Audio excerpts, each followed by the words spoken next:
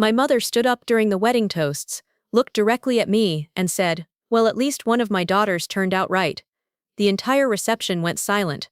Forks froze halfway to mouths. Conversations died mid-sentence. Everyone stared. I'm Emma Phoenix, and I'm 29 years old. I've always been the other daughter. While my sister Jessica got praise for her marketing degree and corporate job, I chose a different path as a freelance graphic designer. I wasn't making six figures or wearing designer clothes, but I had built something they couldn't see, my own quiet independence. Growing up, I learned to expect less attention, fewer compliments, and smaller portions of my parents' pride. If you've ever felt like the family disappointment, subscribe right now and drop your location in the comments. I want to know where my fellow underdogs are watching from, because what I'm about to tell you proves that sometimes the failure in the family knows something everyone else missed. Jessica's wedding was picture perfect. 150 guests filled the garden. White roses climbed every trellis. Mom floated around in her navy dress, playing the proud mother of the bride. But from the moment I arrived, something felt wrong. "This is Jessica, my successful daughter," Mom told our cousin Sarah. Then she gestured at me. "And this is Emma, my other daughter." Other daughter. Not younger daughter. Not artistic daughter. Other. I found my table assignment, and my heart sank. Table 12. In the back. Between distant cousins I hadn't seen in 5 years, and family friends who barely knew my name. Meanwhile, Aunt Linda sat at table 3. Uncle Mike got table 4. Even Jessica's college roommate scored table 6. The ceremony was beautiful. Jessica glowed in her vintage lace dress. Her husband David looked like he'd won the lottery. I genuinely felt happy for them. But during the reception, Mom's behavior got worse. After the father-daughter dance, Mom grabbed the microphone. "I'd like to say a few words," she announced. The DJ lowered the music. Everyone turned to listen. "I always worried about having 2 daughters," Mom began. My stomach dropped. Wondering if they'd both turn out right. Well, Jessica proved that at least one of them would make me proud. She found a good man, built a career, and gave me the wedding I always dreamed of. The silence was deafening. I felt my face burning. Guests started whispering. Some looked sympathetic. Others seemed uncomfortable. Jessica looked mortified but said nothing. Mom continued, making direct eye contact with me. "I just hope she can learn from her sister's example." Something inside me shifted. Not just hurt. Clarity. This pattern had been building for months. 3 months earlier, I'd offered to design Jessica's wedding invitations as my gift. I showed Mom my portfolio. Beautiful work.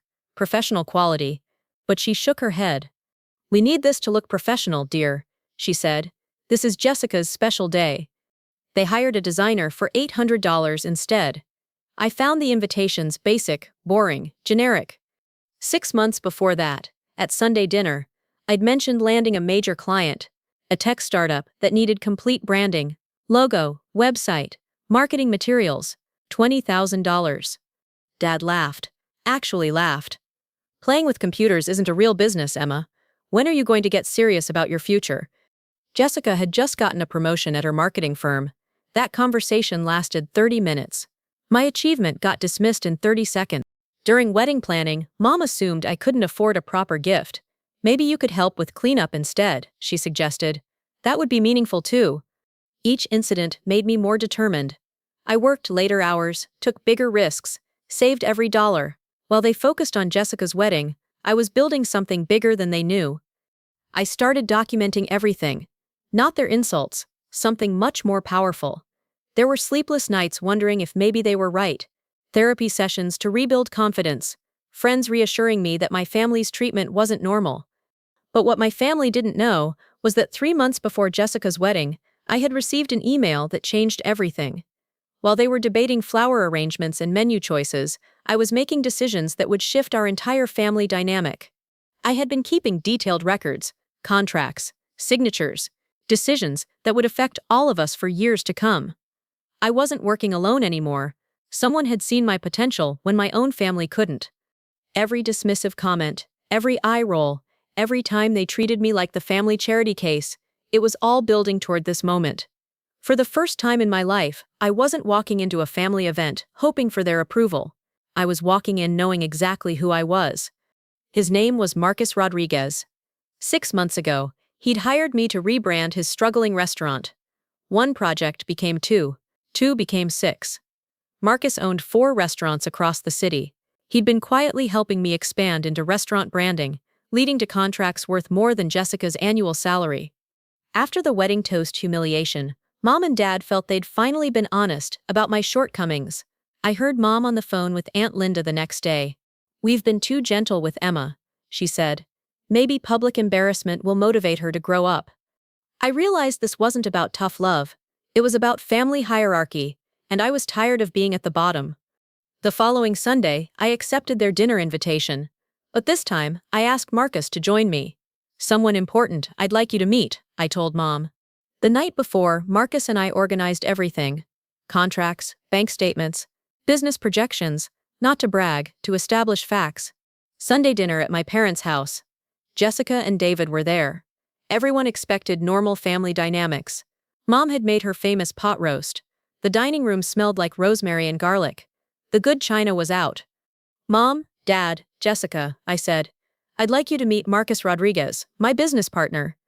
Dad barely shook Marcus's hand. Mom made polite small talk while clearly wondering why I'd brought some random guy. Marcus looked calm in his navy blazer. Distinguished. Successful.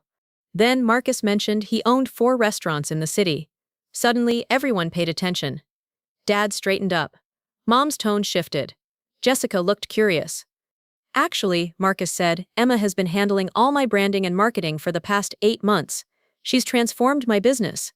Confusion flickered across their faces. They were trying to process how Emma went from failure to working with successful people. I pulled out a manila folder. "I thought you might want to see what I've been building while you've been worried about my future." I spread the contracts across Mom's dining table. $89,000 earned in the past year. Projections for $150,000 next year. Client testimonials, before and after photos of restaurant transformations. Marcus leaned forward. "I'm offering Emma a permanent partnership in a new venture. Restaurant design consulting firm. She'll own 40%. The room went silent. Different from the wedding silence. This was shock. Mom's voice cracked. "Well, Emma, why didn't you tell us about any of this success?" I looked at each of them, really looked. "Because every time I tried to share good news, you found ways to minimize it. I stopped seeking your approval and started building my own life." Dad shifted uncomfortably. Jessica stared at the contracts. "At Jessica's wedding, when you said I was a failure, I realized you've never actually asked about my work. You just assumed I was struggling." Mom opened her mouth, closed it. No words came. "I love this family," I continued, "but I'm done pretending your opinion of me matters more than the reality I've built." Marcus and I left dinner early. I felt lighter than I had in years. Behind us, my parents sat staring at contracts that proved their assumptions were completely wrong. Later that night, Jessica texted me. "I always knew they treated you unfairly. I'm sorry I never said anything. Your work is incredible."